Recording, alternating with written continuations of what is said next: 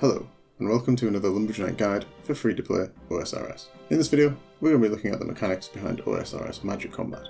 This guide aims to give you a basic understanding of how magic works. The penultimate part of my OSRS combat mechanics guides, this installment covers basic magic combat. A link to my last video on ranged combat will be popping up on the screen now, and I'll put a link to both of the previous videos in the description too, so check those out if you haven't already. Again, I'm going to add a small disclaimer up front. This guide aims to create a basic understanding of the mechanics, so I'll use approximations and simplifications to try and make things easier to understand. Let me know in the comments if you think I've made any mistakes, or if there are any other mechanics that you would like to see a guide for. Let's get straight into the fray. Firstly, we have magic attack, which is magic accuracy. This, as you would imagine, affects how often you will land hits against your target. This is a combination of your magic level and any magic equipment bonus provided by your armor, weapons, or other items. Here's the equation. Thankfully for magic attack rolls, it's pretty simple. Magic strength, or rather magic damage, this isn't actually very useful early on as very few items actually grant magical strength increases. The Ancient Scepter, Black Mask, and Slayer Masks are some of the more easily obtainable items that give a percentage based bonus to spell damage. These items are a bit more mid to end game and are therefore outside of the scope of this video. Generally speaking, magic damage is set by the spell you use. For example, Wind Strike has a base damage of 2 and Wind Blast has a base damage of 13. These max hits are independent of your magic level as they are cast from a spellbook. Thus, even at level 99 magic, Wind Strike will still have a base damage of 2. Generally, the max hits from spellbook based spells are fixed. There are magic attacks, things like the Trident of the Sea, that do use your magic level as a basis for the damage output, but again, these are mid to end game tier items and are a bit out of scope. For now, just know that your max hit is going to be generally set by the spell you choose to cast, and therefore we can look up the handy OSRS wiki table to easily find our magic max hits. Finally, we have magic defense. This is a bit of a strange one as unlike melee and ranged, which exclusively depend on your defense level and equipment bonus, magic defense is a combination of your actual magic level, about 70%, and your base defense level, about 30%, as well as any equipment bonuses.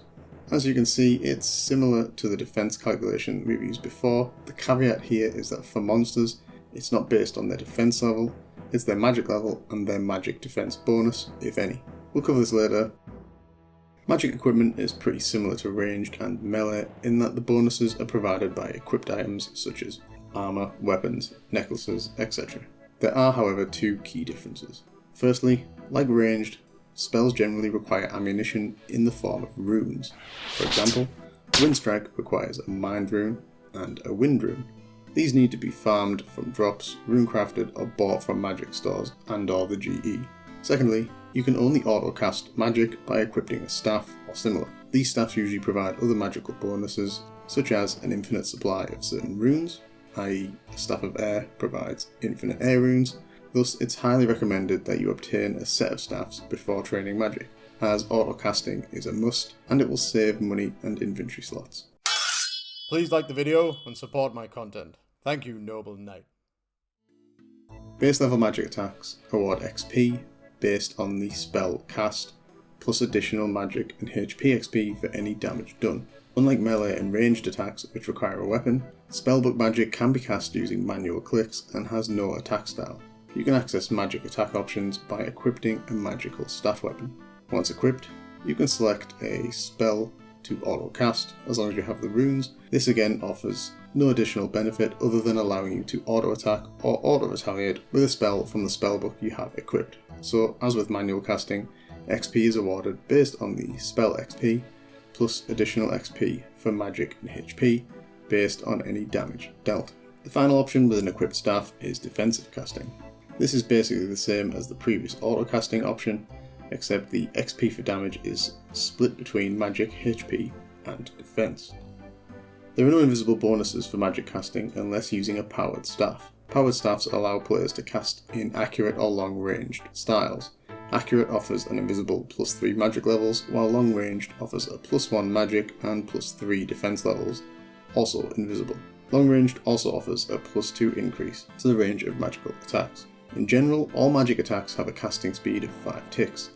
There are a few exceptions, including powered staffs that have a casting speed of 4 ticks. The range of magic attacks is also generally fixed at 10 squares.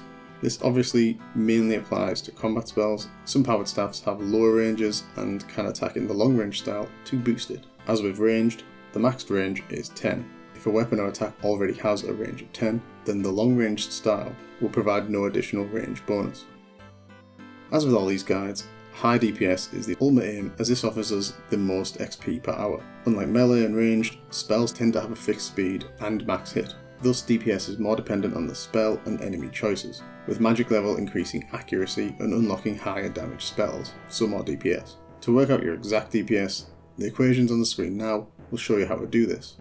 There's also another handy OSRS wiki table that will give you the maximum DPS per spell, assuming you have the best in slot equipment.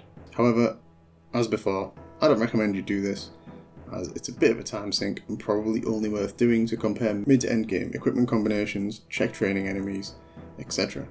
Unfortunately, my little XP trick that we can use for ranged and melee doesn't work for magic, due to the way magic XP is calculated, so we can't use it in this case. Thus, if you want your actual DPS, you can either take the best case scenario, assuming max hits from the table, or you'll have to calculate it the old fashioned way. To try and bring all this together, let's do a quick example. Let's take a player at the end of free to play at base 40, about level 40 magic and 40 defense. We will detail the stats as a result of their magic level and equipment, calculate their respective max hits, and their resultant DPS versus an appropriate enemy. Our would-be wizard is rocking best in slot free to play gear minus Briarfrieder's staff. So full wizard robes, the staff of fire for firebolt, amulet of magic, runes, Zami monk bottoms, etc. This is what his equipment screen looks like. You can see we have a magic attack bonus of plus 27, a magic defense bonus of 20, and a magic damage bonus of 0. If we plug in our magic level of 40 and defense level of 40, we have an attack modifier of 4,459, a defense modifier of 4,116, and a max hit of 12, as we'll be using Firebolt in this example. We can now use this information to calculate our DPS. Let's use a different challenge than in previous videos, say a level 82 Lesser Demon, as these guys are pretty susceptible to magic. The Lesser Demon's defense roll is 540. We can then combine all this to give us a DPS versus a level 82 Lesser Demon, starting with the hit chance of 0.939. This gives us a damage per hit of 5.64, which we then divide by our spell attack speed to get our DPS. So 5 ticks or 3 seconds for standard spellbook spells. And hey presto, we have a DPS of 1.88.